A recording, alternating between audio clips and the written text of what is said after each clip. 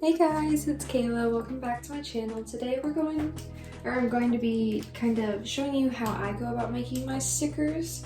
So first things first, you're gonna actually want to open, or I use Procreate, whatever app you use. Personally, I find Procreate the best. It does cost $10, but I think it's well worth the price. So I'm gonna open up Procreate. This pumpkin is what we're going to be printing. I did actually film this video and then have some difficulties, but we're here refilming, getting everything set up. So yeah, here's the pumpkin sticker. I know it's a little early for fall, but you can never plan too soon.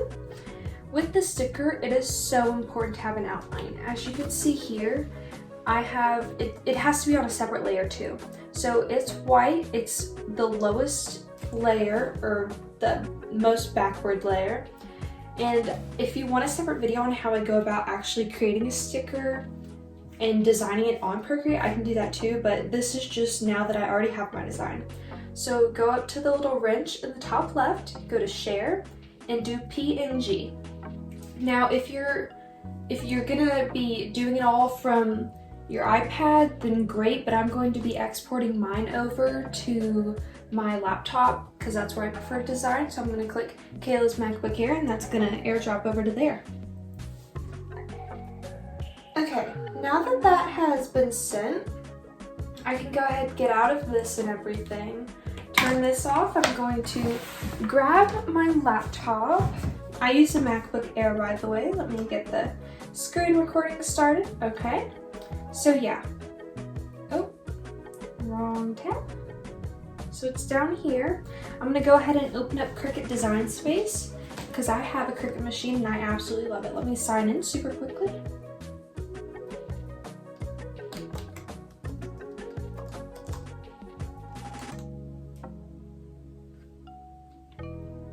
All right, I'm signed in. I'm gonna go ahead and click New Project. The first thing I like to do is click on Shapes and then Square, just so I can create the general cutting guidelines where the Cricut max cutting space is. So for width, I'm going to do 6.75. Go ahead and unlock it so those measurements aren't the same. And for height, I'm going to do 9.25. Again, this is the maximum Cricut cutting space, which means anything outside of this, the Cricut machine will not cut. So I'm going to click Upload. Under Image, click Upload Image, Browse, and then the sticker. You could name it if you want to make it easier, but I personally don't, just because I usually don't have many downloads. Always make sure for the image type you select complex, just so there's as much detail as possible. Click Continue, and I just click Continue again, unless it's something like words where I may need to get rid of a little bit of spacing. Do Print then Cut Image, and this just makes sure that I can actually print my sticker. If you are doing something like vinyl though and you don't actually need to print anything, then you would just click Cut. But for our purposes, I'm doing Print then Cut Image. Click Upload. Again, you can name that image if you want, but I choose not to. Under your recent uploads, click on that sticker to where it pops up right next to the Cancel and Insert Image, and then once your sticker is popped up there, I'm going to click Insert Image. It's going to pop up really big, so this is the point where I kind of figured out the sizing I want. I typically do a few sizes. Yesterday I did kind of test and I found out that I actually do enjoy size where the width is 2 inches and the height is 1.649. So I'm going to go ahead and align all of these. In the top left corner is where I have that sticker, and I'm just going to duplicate that to where I fill up the whole sticker sheet. Always make sure with your stickers that there's just a smidge of space, just in case your Cricut machine cutting is ever so slightly off. That could still mean that, you know, some stickers are cut a little wonky. I try to fit as many stickers as possible too, just because I try not to create waste, just because as I'm trying to be an environmentally friendly business, I'd like to produce as little waste as possible, just so I can align with kind of that ideology that I enjoy. So yeah, now that the actual sticker sheet is all setup and everything. I have 5 by 3 kind of as stickers, so that'll create 15 stickers, I believe. You're going to scroll on the right side where all of your stickers actually are. You're going to scroll to where that shape square was, this blackish gray box that's behind those stickers. In the eye, you're going to click that, and that will hide that layer. That was kind of a guide, but now that our stickers are already lined up in the cutting space, we're good, so we don't need that anymore. I'm going to go ahead and click select all on the top little bar up here. And then once all those are selected in the top bottom right, I'm going to go ahead and click attach. At this point, I'm going to go ahead and save, just so if something were to happen, I won't lose any progress. Now that that's been saved, I'm gonna go ahead and turn on my Cricut machine and go grab my sticker paper, and I'll be right back. Alright, so I'm back, and I actually use online labels. I bought a pack of 100, so it comes in this kind of clear protective layer. This is the Online Labels Weatherproof Matte sticker paper for Inkjet. So I'm gonna pull out the first sticker sheet, go ahead and close that and stick that down. As for the sticker sheet, there's going to be a bright white side and a slightly off-white. For my printer, I use an Epson. I'm having the bright white face forward just so it prints on the correct side, but always check with your printer to see how it prints and everything. So now that the sticker paper is in the printer, I'm going to go ahead and click Make It. It's going to sort all the stickers on the sticker sheet, click Continue, and then click Send to Printer. I always like to wait for the stickers to pop up just to make sure everything's going smoothly. Go ahead, turn off Add Bleed and use System Dialog and click Print. You should have a separate screen pop up either in front or behind depending on, I guess, your laptop and just how updated your Cricut is. Mine personally pops up in front.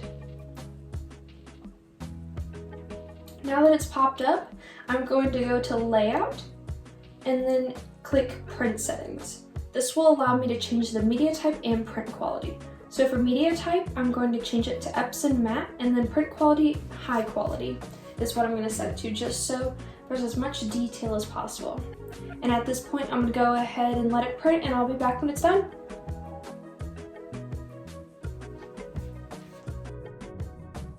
Okay, I forgot one little step. On my printer, since the paper type doesn't quite match my print settings, I just have to click OK and then continue printing, just because it still prints fine for me. But if you have a different printer, you may want to change those print settings just to get the best quality possible.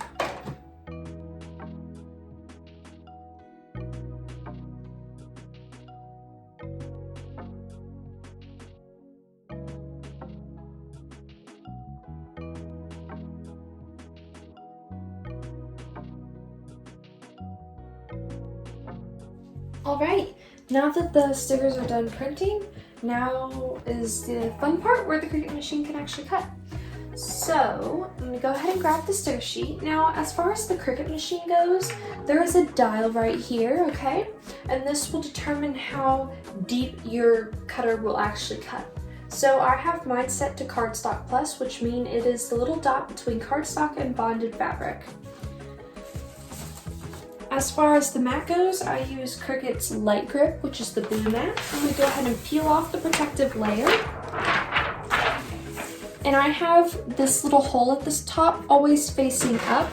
And you want to make sure how you printed it is the way you place it on there. So if you printed it facing this way, you don't want your stickers to be placed on your mat upside down. So I'm going to go ahead and align it up on the top left. There's grids, and you're going to align it at the meeting point for those grids on the top left where the stickiness ends.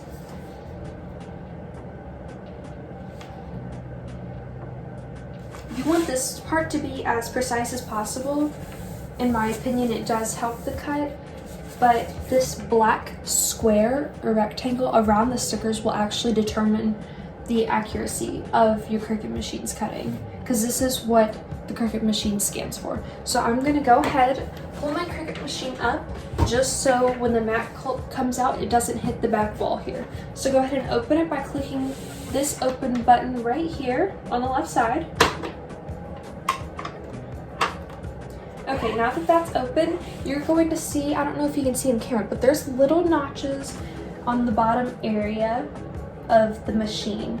And these notches is where you're going to align your mat. So it's like this. I'm going to place it flat with the mat going underneath these notches, and I align it with the left one because there's just a slight gap on the right. So when it's aligned with the left one, you're going to push it back all the way until it's just under these rollers, which will catch it. For the machine to actually catch it, this blinking arrow, blinking arrows, this is what you're going to want to push. Now, before I push it in, again, make sure you line it up with the left one and push it back as far as possible. While pushing this one, I do kind of nudge the end of the mat just a little bit to make sure the rollers actually pick it up. So I'm going to go ahead and do that. Okay, so next you're going to see the Cricut logo flashing, and this is going to actually do the scanning, the black rectangle, and then the actual cutting. So I'm going to go ahead and click that again while pushing in the edge of this just to make sure it catches properly. Alright, now it's going to be scanning the black square just to ensure that the most accurate cut occurs. And I'll be back when that's done. Alright, it's done scanning and now it's going to begin the cut. You don't have to do anything for this, it'll automatically do it on its own. And I'll be back when that's finished.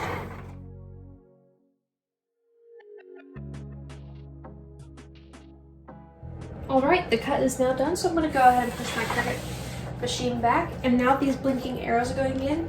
You can't pull out the mat until you press these arrows, so I'm going to go ahead and do that, and it's going to release the mat. Okay, now the mat has been released. I'm going to go ahead and close my Cricut machine just because I'm done. Here is what it looks like. Try to show you those cuts there. Okay, and now the fun part is actually peeling. So I always start and peel. All the stickers usually stay behind. If one doesn't, I just kind of push it down just a smidge just to make sure it does. Now I'm going to take this spatula tool, this is the Cricut brand, and I'm going to slightly bend it just to remove the stickers. When doing this, you want to bend it just enough to where the sticker slightly comes up at the edge, but not enough to where you're going to risk either bending the sticker to where it won't go straight or risking breaking your mat. Because one time I actually bent it too far to where the mat actually broke and I had to buy a new one. So just be very careful, especially if you are in a business such as me. I want to make sure that these are as perfect as possible just so customers are satisfied. Alright, now that all the stickers are off, I'm going to go ahead and put my clear protective plastic layer back on just to try to prevent anything from getting back on the mat. It is ready for a new stick, so either you can buy something to make it sticky or you can buy a new one. I'll probably do that within the end of summer depending on how many stickers I end up making. But here are the finished results. I'm very satisfied with how they look, and I will show you. Let me do this one.